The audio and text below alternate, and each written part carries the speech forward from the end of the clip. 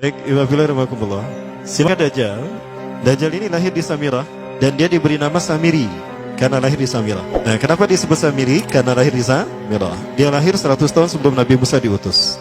Dan Allah Subhanahu wa taala memberikan kelebihan kepadanya. Yang pertama, dia diberikan umur panjang. Ya, yang zul umru ila yamsah ila akhir zaman. Ya, dia ditangguhkan ajalnya sampai akhir zaman. Yang kedua, dia memiliki kecerdasan di atas akal jenius rata-rata umat manusia. Jadi sejenius apapun umat manusia yang normal, dia 60 tahun di atasnya. Sehingga penemuan-penemuannya, kecanggihan berpikirnya, kedewasaannya jauh di atas manusia. Rata-rata manusia normal. Yang ketiga, dia memiliki kemampuan sihir yang luar biasa. Apapun sihir yang selama ini kita saksikan, tidak ada yang mampu mengalahkan sihir dia. Sehingga saking luar biasa sihir yang dia miliki, seolah-olah orang mengenalnya selevel dengan Tuhan. Karena apapun yang semestinya menjadi perbuatan Tuhan, Dajjal bisa melakukannya. Nah, ini saking hebatnya sihir Dajjal. Nah, nasab kelahirannya adalah nasab yang aneh para Allah. Dia lahir dari termasuk Bani Israel. Bani Israel ini keturunan Nabi Yakub. Yakub itu gelarnya Israel. Keturunannya disebut Bani Israel. Dari Yehuda. Yehuda ini adalah anak laki-laki dari istri pertama Nabi Yakub alaihissalam. Nabi Yakub istrinya 4. Yang pertama bernama Ya'la. Dari Ya'la ini melahirkan 6 orang. Salah satunya bernama Yehuda dan Lewi. Lewi melahirkan Nabi Musa alaihissalam. Yehuda melahirkan bangsa yang kita kenal Yahudi. Salah satunya Yehuda ini melahirkan generasi yang pada akhirnya melahirkan Samiri. Ya, kalau Rahil istri yang kedua, dan ini istri yang paling dicintai oleh Nabi Yakub, melahirkan 2 anak, Bunyamin dan Nabi Yusuf. Nabi Yusuf dan Bunyamin. Yang lainnya juga sama melahirkan 2 anak. Kahit dari Ya'la melahirkan 2 anak, Dam dan Naftali. Ya. Anak tertua dari Nabi Yakub dari istri pertama bernama Raubin. Nah, dari Yehuda inilah lahir Samiri. Nah, ayah dan ibunya, kakek dan nenek Samiri ini adalah para penyembah berhala. Karena Samirah saat itu terkenal penyembah berhala. Ayahnya ini lahir dari proses perzinahan adik dan kakak, incest. Adik dan kakak berzina, lahir ayahnya. Adik dan kakak berzina, lahir ibunya. Jadi ayah dan ibunya ini lahir dari proses yang haram. Dan ketika ibunya menstruasi, disetubuhi sama ayahnya. Jadi itu peluangnya dari 2000 persetubuhan dalam keadaan menstruasi, 1 bisa jadi. Karena menurut penelitian medis juga, bahwa darah kotor tidak menghalangi terjadinya fertilisasi, tidak menghalangi terjadinya reproduksi manusia. Jadi tetap pembuahan ovum oleh sperma bisa terjadi walaupun ada dalam medium darah kotor, menstruasi. Nah, ketika itulah hamil dan lahirlah Samiri. Rasulullah SAW menyebutkan dalam Musnad Imam Ahmad, ayah dan ibu Dajjal ini melewati perkawinannya selama 30 tahun tanpa melahirkan seorang anak pun. Dan di tahun ke-30 pernikahannya melahirkan Dajjal, melahirkan Samiri. Kelahirannya ini akan menjadi petaka bagi kedua orang tuanya. Dia adalah orang yang paling sedikit manfaatnya dan paling banyak keburukannya bagi manusia, terutama bagi kedua orang tuanya.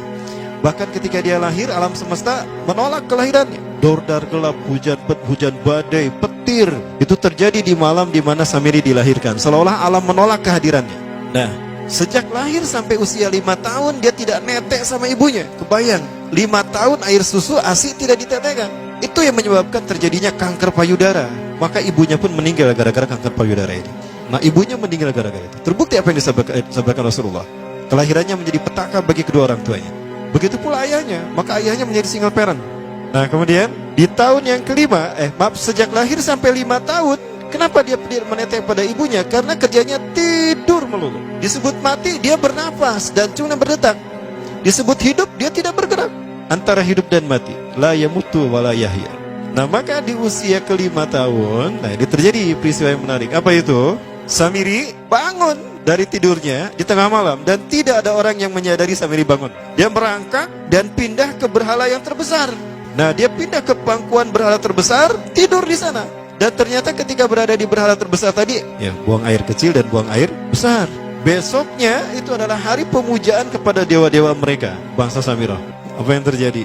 Ketika terjadi ritual pemujaan tadi, maka sang raja yang dipertuhankan oleh kaumnya mencium sesuatu yang tidak enak. Bapaknya Samiri ini adalah tokoh agama paganisnya. Pas dilihat, kaget sang raja. Ternyata itu pesing berasal dari pantatnya si Samiri yang ada di pangkuan berhala terbesar. Marah murka tuh sang raja. Itu anak kamu, kenapa ada di situ? Kurang ajar kamu, ya telah menghina Tuhan kita. Kenapa kamu pindahkan anak kamu ke situ? Oh tidak Tuhan, saya tidak memindahkannya. Bagaimana saya bisa menghina Tuhan saya? Lalu siapa yang memindahkannya? Kan dia lumpuh. Nah, Sekali lagi, kehadirannya menjadi petaka bagi kedua orang tuanya. Akhirnya raja marah dan ayahnya dipenjara. Selama ayahnya tidak bisa membuktikan penghinaan tadi, maka ayahnya dihukum mati. Pada akhirnya ayahnya pun dihukum mati. Ya, sedikit manfaat bagi kedua orang tuanya. Maka kemudian dia hidup pelihara oleh sang raja. Dan pas di usia dia 5 tahun itu, Allah menimpakan murkanya kepada bangsa Samirah yang sudah kelewat batas, maksiat, dan sudah tidak ada toleransi dari Allah untuk mereka hidup di bumi. Maka Allah perintahkan mereka Jibril menghabisi mereka. Maka bangsa Samirah itu pun diratakan. Si Samiri karena masih balita, ya Allah selamatkan dia lewat malaikat Jibril. Diselamatkan dia dan ditempatkan di pulau entah berantah. Ada yang menyebutkan pulau ini berada di Laut Yaman, dan pulau ini dinamakan Pulau Socotra. Pulau Socotra ini adalah pulau yang berada di ujung Jazirah Arab. Nah, ini Pulau Socotra. Ini pulau tempat di mana Dajjal atau Samiri dibesarkan sejak 5 tahun sampai usia 100 tahun. Ya, dari usia 5 sampai 100 tahun dia tinggal di Pulau Socotra ini. Nah, Pulau Socotra ini adalah pulau yang berada di kawasan Yaman. Pulau yang memiliki banyak keunikan luar biasa. UNESCO sempat ingin menjadikannya keajaiban yang ke-8. Kan ada 7 keajaiban dunia ya. Yang ke-8-nya tadinya ini. Namun karena dia terkait dengan Samiri Dajjal, maka banyak negara yang menentangnya, terutama negara-negara yang menjadi pengikut Dajjal. Maka pada akhirnya pulau ini dirahasiakan. Nah, sebetulnya pulau ini unik kalau kita ingin berekreasi ke sana. Namun karena posisi yang terpencil, jarang orang mengikutinya. Para wisatawan jarang mengunjunginya. Padahal sesuatu unik, termasuk binatang dan penghuninya tuh unik-unik. Pohonnya unik. Dunia menyebutnya pulau ini dengan pulau julukan dari pulau alien hingga pulau neraka. Ada juga yang menyebutkan The Jekyll Island. Pulau Jekyll Island itu bahasa barat, kalau bahasa kitanya Pulau Dajjal. Ya, sama dengan Pulau Sedir ya. Itu juga The Jekyll Island. Nah, Pulau Socotra kaya dengan flora dan fauna yang unik hingga saat ini belum ditemukan di tempat lain. Jadi tidak ada flora dan fauna yang ada di pulau ini yang ada di pulau lain di seluruh dunia. Hanya ada di pulau ini. Makanya di pulau inilah Allah ciptakan satu binatang yang unik juga, yang disebut dengan jasasa. Jasasa, binatang jasasa itu artinya mata-mata. Tajassa yatajassu tajassusan wa jasasatan, artinya pemata-mata, spy. Binatang ini bertumbuh besar, dhahmatun kabirah tughatti jismaha asy-sya'ar hatta la nastati' an nafariqa ayna wajhu wa ayna dubru. Tubuhnya besar, dipenuhi dengan bulu, sehingga saking penuhnya bulu kita tidak bisa membedakan mana dubur mana wajah. Yang menghadap itulah wajah. Baik, karena itu pulau ini pernah dilesarkan sebagai salah satu dari 7 keajaiban dunia yang baru ya. Nah, baik, ini contohnya nih. Saya perlihatkan keajaiban dan keunikan. Ini adalah padang pasir di Pulau Socotra. Ini burung, salah satu jenis burung yang bisa kita jumpai di Socotra. Dan ini kepiting unik, kepiting Pulau Socotra. Aneh ya, kepitingnya seperti itu. Ini laba-laba langka di Socotra, mirip tarantula. Dan ini pohon darah naga yang ada di Pulau Socotra juga. Nah, ini salah satu jenis pohon Dorstenia Socotra. Dan ini juga pohon yang lain, pohon Dendrosisaios Socotra. Ya, saya sebutkan lagi ya. Nah, ketika di pulau itu, sebelum bertemu dengan Nabi Musa, Samiri di pulau itu yang hanya tinggal dengan seekor binatang jasasa. Binatang jasasa ini memberikan beberapa hal kepada si Samiri ya. Allah Azza wa Jalla menciptakan binatang berbicara yang bernama jasasa. Dia di mana lahirnya, ajalnya, matinya sama dengan ajal Dajjal. Begitu pula muncul dan menghilangnya. Binatang inilah mengajarkan akidah tauhid kepada Samiri muda. Pelajaran ini kononnya ditulis oleh Jibril alaihissalam dalam bentuk panel-panel atau prasasti. Isi prasastinya panel 1 yang ditulisnya malaikat Jibril, panel 1 itu berisi kalimat la ilaha illallah, tidak ada Tuhan selain Allah. Ini dijelaskan oleh binatang jasasa. Yang kedua, panel kedua berkata Allahu wahid la syarikalah. Allah Maha Esa, tidak ada sekutu bagi Allah. Itu dijelaskan juga oleh binatang jasasa ini. Nah, binatang jasasa ini sekali lagi dia bertubuh besar. Kategorinya adalah kelasnya itu mamalia, genusnya mamalia. Cuma saya tidak tahu nama spesiesnya apa. Pada tahun 2017, akhir dari bulan Agustus di Filipina ditemukan binatang seperti ini. Ciri-ciri binatang ini nyaris sempurna seperti ciri-ciri binatang jasasa yang disebutkan Rasulullah terkait dengan binatang yang memata-matai Dajjal. Tubuhnya penuh dengan bulu. Ini disebutkan dalam surat An-Naml ayat ke-82. Ya, binatang ini seperti ini dan dia tidak pernah jauh dari laut karena dia selalu ingin membasahi tubuhnya dan dia pun makan dari makanan ikan laut. Maka dia tidak pernah jauh dari pantai. Seperti ini. Nah, binatang inilah yang mengajarkan prasasti mengajarkan akidah tauhid kepada Samiri muda. Yang ketiga, engkau diurus oleh Jibril, karena itu janganlah engkau mengkhianati janjimu dengan Allah. hanya engkau saja di pulau ini. Panel yang kelima, makanlah dan nikmatilah makanan minuman yang menjadi rizki dari Allah sesuai kehendakmu. Tidurlah sesukamu, tapi sembahlah Allah dalam berbagai keadaanmu dengan tasbih keesaan Allah kepadanya, yaitu dengan melaksanakan solat yang diwajibkan kepadamu. Allah lah sang raja, Allah yang maha esa. Dia tidak berayah dan tidak pula mempunyai anak.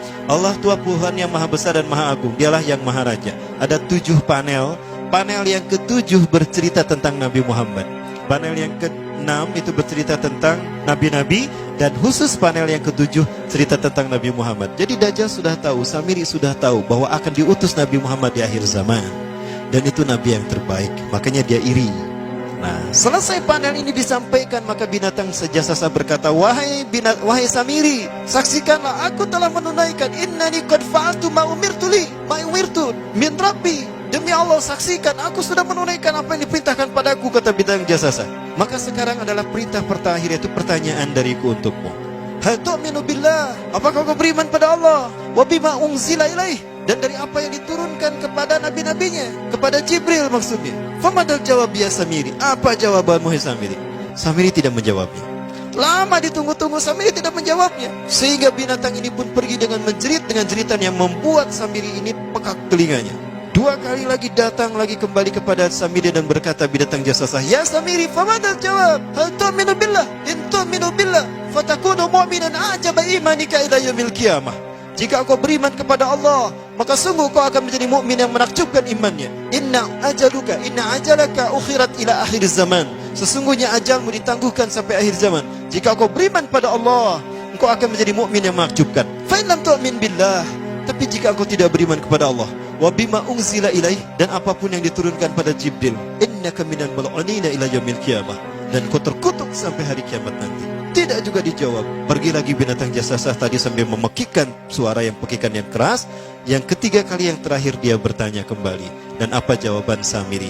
Hei jasasa binatang buruk rupa, lihat di pulau ini tidak ada siapapun kecuali engkau dan aku. Dan yakinilah kalau panel ini bukan tentang Allah yang di langit sana, tapi yang disebut Allah itu saya. Hei jasasa, akulah Allah itu.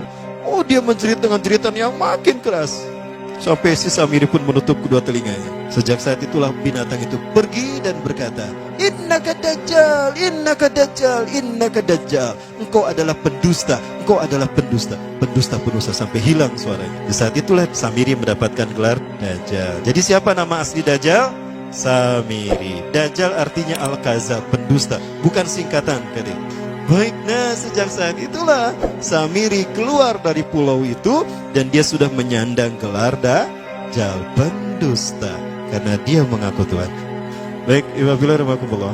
Jangan salah, Dajjal kecerdasan yang mampu melakukan cloning dan mampu melakukan berbagai macam riset dan eksperimen. Hatta eksperimen yang mengilhami film Hook itu Dajjal bisa melakukannya. Bahkan ketika orang membayangkan kendaraan tercanggih itu pesawat terbang, Dajjal sudah mampu membuat piring terbang dengan kecerdasannya. Ya. Rasulullah menyebutkan kendaraan Dajjal itu dia bisa terbang, kata Rasulullah. Dan kecepatan terbangnya 5 km per sekon. 1 detik 5 km. Hanya dengan berkedip-kedip dia berkeliling dunia. Ya. Kecepatan ini diambil dari hadis Rasulullah. Berapa kecepatannya Rasulullah ketika dia terbang di muka bumi? Ya, kendaraan yang dia gunakan itu kecepatan terbangnya seperti awan yang ditiup angin, kata Rasulullah. Dan awan rata-rata ditiup angin itu 5 km per sekon. Dan jarak dari satu telinga ke telinganya, artinya setengah diameter atau diameter kepalanya, keledai yang dia gunakan, Rasul menyebutnya keledai, itu arba'una zira, 40 hasta, 27 meter. Diameternya itu 27 meter. Keledai macam apa yang jarak dari satu telinga ke telinganya 27 meter? Kalau bukan piring terbang. Ini bisa 24 meter kan? 27 meter, bisa tidak? Bisa, dan kecepatannya pun sama. Dan pernah meninggalkan jejak Cop Circle di Yogyakarta. Nah, Cop Circle itu adalah jejak UFO yang menjadi isyarat instruksi bagi para pelaku konspirasi dunia. Siapa? Para kalangan Illuminati.